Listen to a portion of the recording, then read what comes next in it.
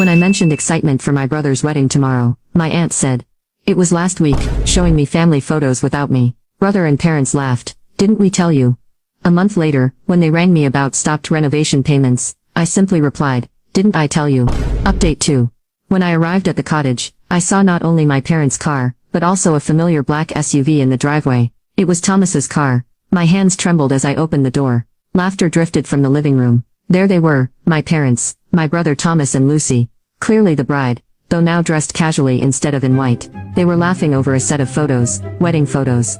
The moment I walked in, the conversation stopped. Everyone turned to look at me. For a moment, the room froze in silence. "Samantha," my mother looked startled. "What are you doing here?" "I went to Aunt Hillary's," I said, though my voice didn't sound like mine. "She told me the wedding was last weekend." I didn't miss the glance exchanged between Thomas and Lucy. Lucy's lips pressed into a thin line. "Oh yes," my mother said, her eyes dodging mine. "It was a beautiful little ceremony." Little, I thought of the album.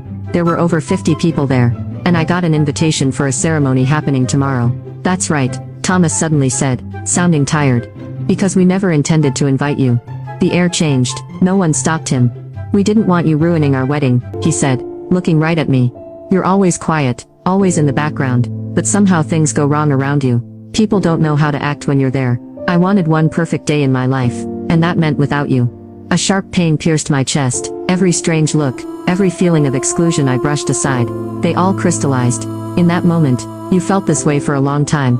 I asked. "All of us have," my mother added quietly. But her words were clear.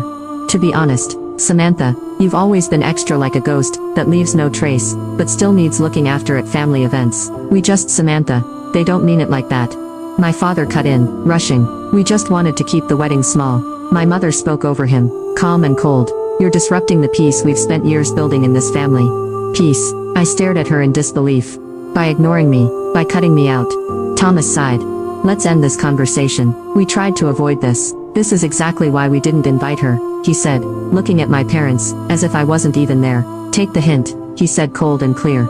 "We don't want you." Time seemed to stop. No one moved. "I see," I finally said. I turned on my heel, and walked out of the house. Before getting into the car, I called Aunt Hillary. "Thank you, Auntie, for always being in my corner." "Always, Samantha," she replied softly. "You are my family, and family isn't about blood, it's built on love and respect."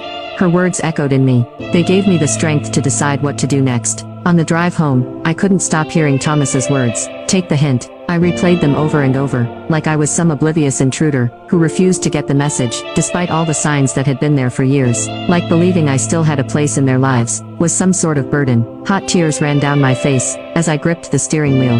It wasn't missing the wedding that broke me. It was the crushing clarity, the undeniable confirmation that I wasn't part of them anymore. That I wasn't wanted. But here's what matters most. I'm not someone who seeks revenge. I don't cling to small grievances. I don't want to hurt anyone. What I wanted, what I needed, was to finally let go. No more hope. No more showing up with a smile. No more offering kindness like a bargaining chip, hoping for a seat at their table. That night, I started planning. Not revenge. Something more lasting. Something they would never expect, because they never cared to know the real me. The first step was financial. The truth is, I have done well these past few years. I worked in digital marketing, not a billionaire, but very comfortable, especially since branching into property management. I'd made some excellent investments. No one ever asked about my life, so they didn't know I now owned 3 rental properties. They didn't know I had been quietly covering my parents' expenses, through anonymous grants from my LLC.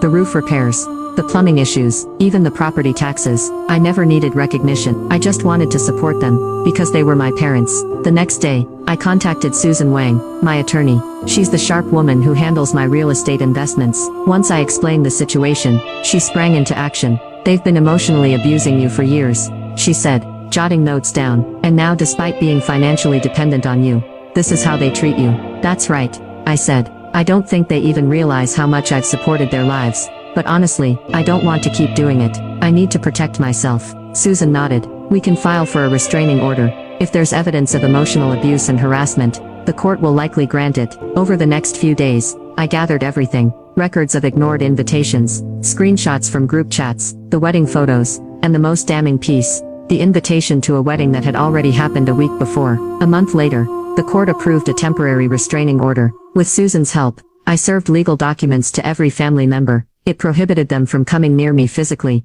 and restricted all online contact, and one more thing. I signed papers formally ending my financial assistance for their home repairs. I froze the account. The first call came from my mother. Samantha, what is this? She cried. We're your family.